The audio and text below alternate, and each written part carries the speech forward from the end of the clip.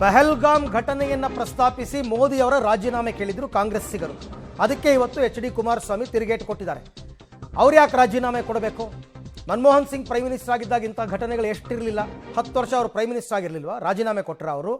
ಹೀಗೆಲ್ಲ ಒಂದಷ್ಟು ಪ್ರಶ್ನೆಗಳನ್ನು ಇವತ್ತು ಕುಮಾರಸ್ವಾಮಿ ಮತ್ತೆ ಆಡಿದ್ದಾರೆ. ರಾಜ್ಯ ಸರ್ಕಾರದ ವಿರುದ್ಧ ಮತ್ತೆ ವಾಗ್ದಾಳಿ ನಡೆಸಿದ್ದಾರೆ. ಸರಿಯಪ್ಪ, ಅವರಲ್ಲಿ ತಪ್ಪಾಗಿದೆ.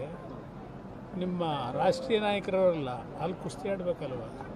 ತಪ್ಪೇ ಆಗಿದೆ ಕಂಡಿಡಿದು ಆ್ಯಕ್ಷನ್ ತಗೊಳ್ತಕ್ಕಂಥದ್ದು ಹೋರಾಟ ಅಲ್ಲಿ ಮಾಡ್ಕೋಬೇಕು. ಇವ್ರು ಮಾಡಿರೋ ತಪ್ಪಿಗೆ ಪ್ರಯಾಗರಾಜ್ ಅಂತೆ ಇನ್ಯಾವುದು ಅಂತ ಅಂದ್ಬಿಟ್ಟು ಪಹಲ್ಗಾಮಕ್ಕೆ ಉತ್ತರ ಕೊಡೋದು. ಪಹಲ್ಗಾಮ್ಗೂ ಇದಕ್ಕೂ ಸಂಬಂಧ ಏನು? ನೀವು ರಾಜೀನಾಮೆ ಕೇಳ್ತಿರಲ್ಲ, ಅಲ್ಲೂ ನೈತಿಕತೆ ಹೊತ್ತು ರಾಜೀನಾಮೆ ಕೊಡಬೇಕು. ಯಾವ ನೈತಿಕತೆ? ಅವ್ರು ಅಲ್ಲಿ ಕೇಳ್ಕೊಳ್ಳಿ. ನೀವು ಪಹಲ್ಗಾಮ್ನಲ್ಲಿ ನಡೆದಂಥ ಘಟನೆ, ಮನಮೋಹನ್ ಸಿಂಗ್ 10 ವರ್ಷ ಇದ್ದಾಗ ಎಷ್ಟು ಬಾರಿ ಆಗಲಿಲ್ಲ ರಾಜೀನಾಮೆ ಕೊಟ್ಟರ? ಬಾಂಬೆನಲ್ಲಿ 170-180 ಜನ ಆ ಟೆರರಿಸ್ಟ್ಗಳ ಅಟ್ಯಾಕ್ನಲ್ಲಿ ತೀರ್ಕೊಂಡು ಹೋದ್ರಲ್ಲ, ಮನಮೋಹನ್ ಸಿಂಗ್ ರಾಜೀನಾಮೆ ತಗೊಂಡ್ರೆ ಕಾಂಗ್ರೆಸ್ನವರು. ಇಲ್ಲಿ ಇವರ ಒಂದು ವರ್ಚಸ್ಗಳಿಗೋಸ್ಕರವಾಗಿ ಮಾಡಿರ್ತಕ್ಕಂಥ ತಪ್ಪುಗಳಿದು. ವರ್ಚಸ್ಸಿಗೆ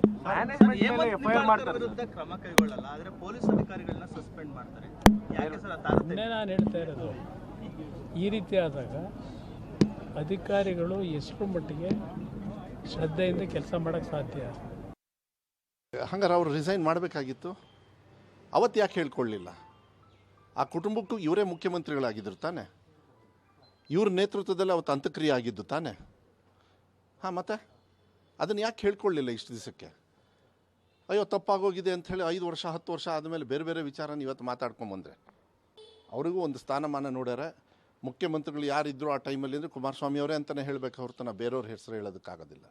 ಇಂಥ ದುರಂತ ಒಂದು ಮಾನ್ಯ ಮುಖ್ಯಮಂತ್ರಿಗಳು ಹೇಳಿದರು, ಇತಿಹಾಸದಲ್ಲಿ ಆಗಿಲ್ಲ. ಮನಸ್ಸಿಗೆ ನೋವಾಗ್ತಾ ಇದೆ, ತಡ್ಕೊಳಕ್ಕಾಗ್ತಾ ಇಲ್ಲ. ಆದರೂ ಕೂಡ ಇದನ್ನು ಸರ್ಕಾರ ಮುಂದೆ ಯಾಕೆ ಇದಾಯಿತು ಅದ್ರ ಬಗ್ಗೆ ನಿರ್ದಾಕ್ಷಿಣ್ಯವಾಗಿ ತಗೊಳ್ಬೇಕು. ಆಯಿತು, ಇವರು ಮುಖ್ಯಮಂತ್ರಿಗಳು ರಿಸೈನ್ ಮಾಡಿದ ತಕ್ಷಣ ಇನ್ನು ಕುಮಾರಸ್ವಾಮಿ ಅವರು ವಿಜೇಂದ್ರ ಅವರು ಬಂದು ಇಲ್ಲಿ ಕೂತ್ಕೊಂಡು ತೀರ್ಮಾನ ಮಾಡ್ತಾರಂತ ಏನು ಮಾತಾಡ್ತಾ ಇದ್ದೀರಾ? ಆ ಯೋಗ್ಯತೆ ಅವರಿಗೆ ಇತ್ತಲ್ಲ. ಯಾರು ಗೊಬ್ಬರ ಕೇಳಿದವರಿಗೆ ಬುಲೆಟ್ ಹಾಕಿ ಹೊಡೆದಿದ್ದು ಯಾರ್ರೀ? ಮಾತಾಡಬೇಕಾದ್ನ ಚರ್ಚೆ ಮಾಡಬೇಕಾ?